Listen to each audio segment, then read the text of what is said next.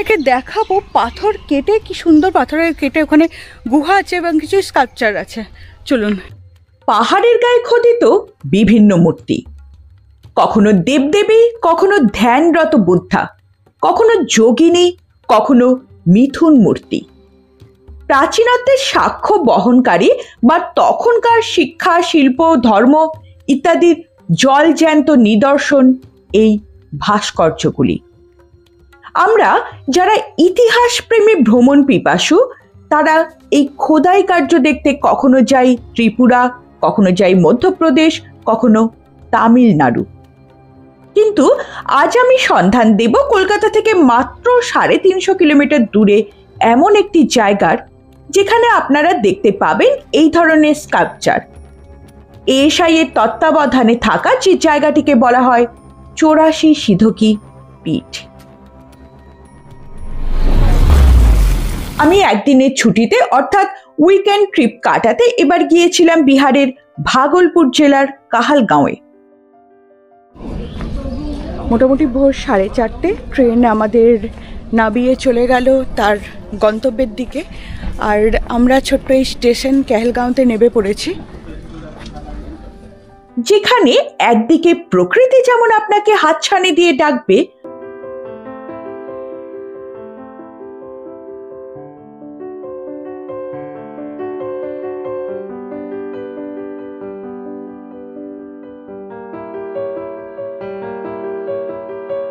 অপরদিকে মোহিত করে রাখবে তার পৌরাণিক কথা কাহিনী। গুপ্তকাশী।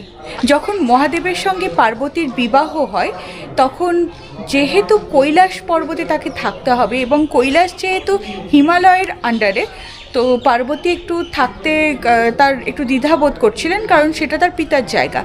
তখন সেই কথাটা মহাদেব বুঝতে পেরেছিলেন এবং তিনি তখন বিশ্বকর্মা এবং দেবর্ষিকে দায়িত্ব দিয়েছিলেন যে কৈলাসের সমান জায়গা বিশিষ্ট কোনো একটা দ্বিতীয় জায়গা খুঁজতে। উপরি পাওনা প্রাচীন বিশ্ববিদ্যালয়গুলির অন্যতম বিক্রমশিলা মহাবিহারের ধ্বংসাবশেষ।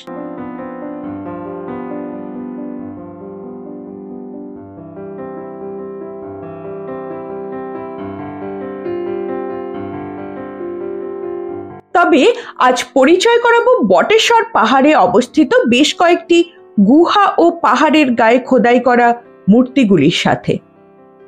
অঞ্চলটির পদে পদে লক্ষিত হবে বৌদ্ধ স্থাপত্য। মনে করা হয় অঞ্চলটি বৌদ্ধ সাধক, শিক্ষক এবং অধ্যাপক কাম্পিল্য দ্বারা বিকশিত, যিনি নালন্দা বিশ্ববিদ্যালয় থেকে মহামন্দিরে ধ্যানের শিল্পে দক্ষতা অর্জন করেছিলেন। আমরা এই মুহূর্তে চলে এসেছি বটেশ্বর ধামের আর্কিওলজিক্যাল সার্ভে অফ ইন্ডিয়ার আন্ডারে যে জায়গাটা, অর্থাৎ ঠিক বটেশ্বর ধামের পিছনে যে গুহাগুলো আছে সেই জায়গাটা দেখতে। আপনাদেরকে দেখাবো পাথর কেটে, কি সুন্দর পাথরের কেটে ওখানে গুহা আছে এবং কিছু স্কাল্পচার আছে। চলুন দেখাই। আবার অনেকের মতে জায়গাটি ভাকুল ও বিক্রম দ্বারা শাসিত ছিল, যারা ভগবান বুদ্ধের প্রচার পছন্দ করত না। তবে জায়গাটি যে তন্ত্র সাধনার পীঠস্থান ছিল সে বিষয়ে কোনো সন্দেহ নেই। পাহাড়ের গায়ে খোদিত বিভিন্ন মূর্তি, কখনো দেবদেবী, কখনো ধ্যানরত বুদ্ধা, কখনো যোগিনী, কখনো মিথুন মূর্তি। প্রাচীনত্বের সাক্ষ্য বহনকারী বা তখনকার শিক্ষা, শিল্প, ধর্ম ইত্যাদির জলজ্যান্ত নিদর্শন এই ভাস্কর্য।